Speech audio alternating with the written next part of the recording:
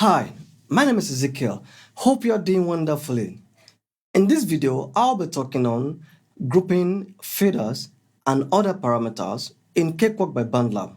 But firstly, why do we group or what does grouping do? We do grouping during the mixing to make our workflow fast and easier. Therefore, in this video, I already have this project which already been organized and preparing for mix. But I quickly want to show you how it works, how we do grouping to make our work faster and easier in Cakewalk by Bandlab. But before we move on, if you're new to this channel, I want you to smash the subscription button and ring the notification bell so you'll be the first person to know whenever I upload any new videos. Let us move on into that. I will show the quick and the regular way of grouping in Cakewalk by Bandlab before I show you the other way to do grouping in Cakewalk by Bandlab. So let's see this. Now I have this project, the drums, which I'm going to be using for this demonstration. So I already have OH left and right, which I already done the grouping for. Also look at the solo button, the mute button.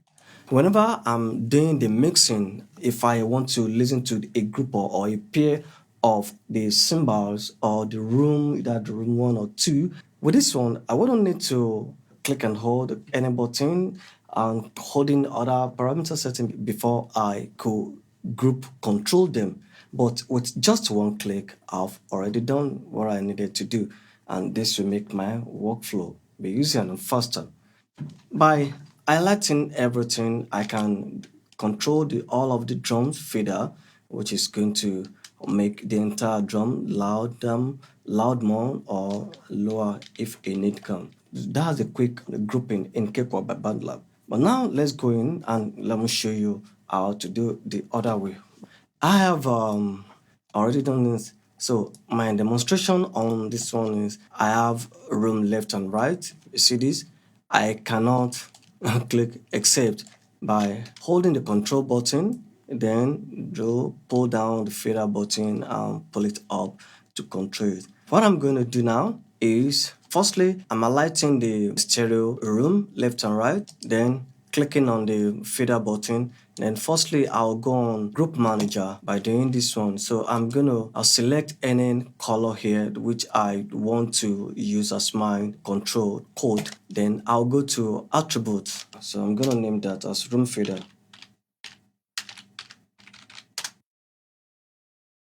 Then I'll select another favorite color.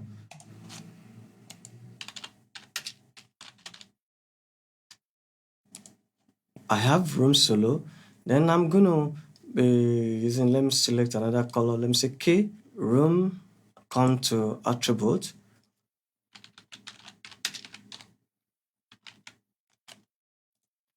These are the basic one which I want to do on this one. Then click OK. Now I want to assign them into those parameters which I already labeled for. Come to group. So I'm going to room fader. You can see this. So it's done.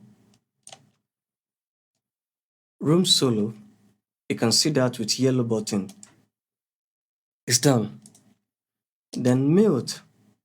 Room mute. You can see that with purple color. It's done. During the mixing, if I want to mute or solo any tracks, so with just one click, I'll do that doing the solo and listen to whatever I want to listen to. Then by holding just one fader button, then I'll do the volume adjustment. That's all about that. Then one more thing, we still have more extension of grouping in Cakewalk by Bandlab. You can also do a grouping for echo for record.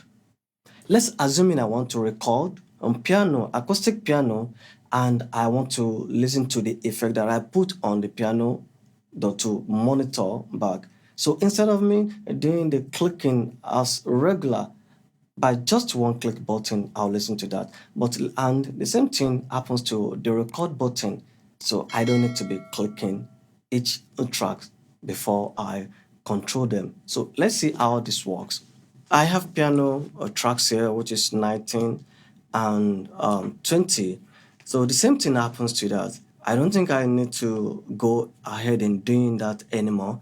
But let me quickly show you. Let's say I want to do the for the echo button by doing the same thing, group manager. So I click on any color. Let's say uh, let me see this blue. See attribute echo, piano echo. So let me shorten P echo. Then I want to do the same thing for the record button. So I do the same thing. Oh no. Okay. So record. Okay. So by clicking here, I really want to show, I want to use red to signify the record button. So I can customly do that. Then P record. I can do the same also for J, P fader,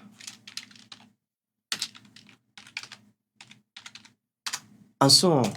The same thing applies to the input gain control. If I also want to be adjusting the gain control simultaneously without doing each one separately, so it won't affect before, because if I do the left one, I have to also do the right one to balance the input or the gain level. So I can also do grouping for the input gain. Let's see that. So with that too, the same way I can say, okay, the group manager, go to, so let's see, let me use P gain, P gain. Okay, so I still have them highlighted. I go to group, then I come to P gain. So you see that the color is there. Then when I reset, it goes. So P fader coming to group, P fader is down. All right. I have P echo. Then I have P record also. Group. You can see that P echo. You can see that. So let's assume I have input effects which I'm gonna be putting. Let's just say I have this one. So gonna be duplicated to down.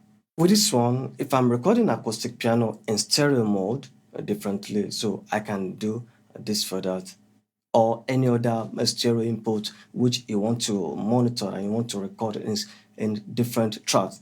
Easily you can record for any other input that you just want to record separate stereo tracks. This same way you can do this. Alright, that's all about grouping faders and other parameter settings in Cakewalk by Bandlab. If you really like this video, if you enjoy what you watch, please don't hesitate to thumb up for me and put a comment below on what you think about this. Thanks so much for watching. See you in the next video. Bye.